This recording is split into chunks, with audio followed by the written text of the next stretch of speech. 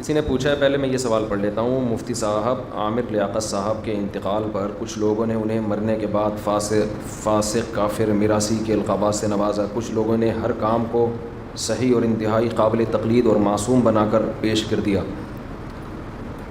اس بارے میں آپ اپنا موقف بتائیں. ساتھ ساتھ ان میمرز کو بھی نصیحت فرما دیں جنہوں نے ہنسی مذاق میں کوئی حد اور لمٹ ہی نہیں رکھی ہوئی.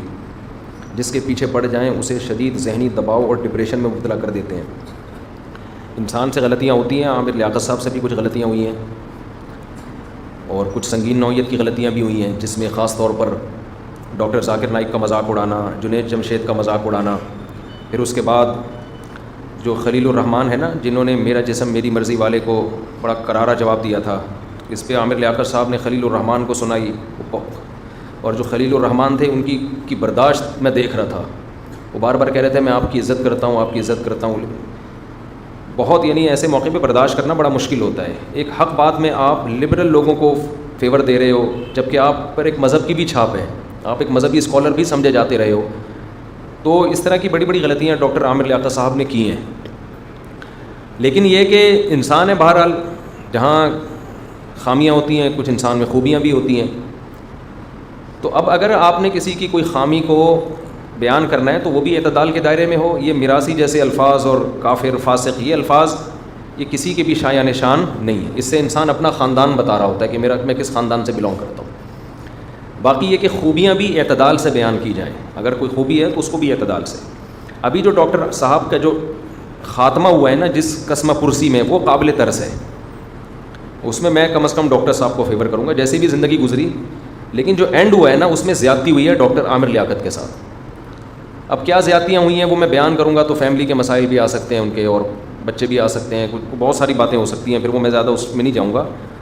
لیکن بہرحال ایک مظلومانہ موت ہوئی ہے. اب آپ بتاؤ، ایک آدمی کی بیوی اس کے بغیر لباس کی ویڈیو وائرل کرتی ہے، اس عورت کو لوگ کچھ نہیں کہہ رہے. اتنا بڑا جرم ہے. میاں بیوی کا تو آپس میں کوئی پردہ نہیں ہوتا، کسی بھی حالت میں ہو سکتے ہیں.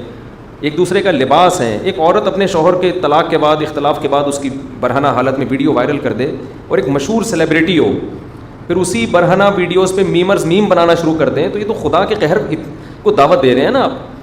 اس سے تو آدمی نے ڈپریشن میں ہی مر جانا ہے. آدمی نے پتہ نہیں ہوا کیا، جنریٹر کا دھواں کی وجہ سے موت ہوئی کیا، وہ مجھے نہیں ڈیٹیل میں گیا. لیکن عامر لیاقت صاحب کے ساتھ اگر یہ واقعہ نہ بھی ہوتا جنریٹر کا یا کچھ بھی، یہ ویسے ہی اس نے مر جانا تھا. جو حالت تھی نا، چیخنا چلانا راتوں کو اٹھ کے. تو آپ خود سوچو، اپنے بارے میں سوچو آپ کہ آپ کی کوئی ویڈیو بغیر لباس کے وائرل ہو جائے. جو غیر مشہور آدمی ہے وہ ٹینشن سے مر جائے گا، تو جو مشہور آدمی ہے اس کی کیا عزت. اور پھر اس میں میم بھی بنانا شروع کرتے ہیں. میمرز کو بھی شرم نہیں آتی کہ تم کسی کو اس طرح سے کیوں ایکسپوز کر رہے ہو. تو یہ 100% اگر عامر لیاقت صاحب میں غلطی تھی تو یہ میمرز بھی غلط ہیں، اور ان کے ساتھ جو ان کی جو لاسٹ فیملی نے زیادتی کی ہے یہ بھی 100% غلط ہے. اس عمل پہ بھی لعنت بھیجنی چاہیے، اس کو بھی برا بھلا کہنا چاہیے. میرا تو خیال تھا اس پہ کیس ہوگا کہ کسی کی برہنہ حالت میں ویڈیو وائرل کرنا یہ تو پاکستان کے جو لا ہے اس کے تحت بھی غیر قانونی حرکت ہے. لیکن میرا خیال ہے ڈاکٹر صاحب اتنی ڈپریشن میں تھے کہ وہ کیس بھی شاید نہیں کیا انہوں نے. تو اچھائیاں بھی ہوں گی، خوبیاں بھی ہوں گی، خامیاں بھی ہوں گی. ہر چیز اعتدال سے ہونی چاہیے. اور اب تو جو مرنے والا ہوتا ہے وہ تو اپنے انجام کو پہنچ گیا. ہمارے لیے حکم یہ ہے کہ خامیاں تھیں تو مغفرت کی دعا کی جائے کہ اللہ ان خامیوں کو معاف کر دے. ایمان پر، بہرحال ایمان پر موت ہوئی ہے. مرنے کے بعد کسی کو میراثی، فاسق، اس طرح کے الفاظ کرنا یہ اپنے غیر خاندانی ہونے کی دلیل ہے. آپ اپنا خاندان بتا رہے ہوتے کہ میں کیا ہوں.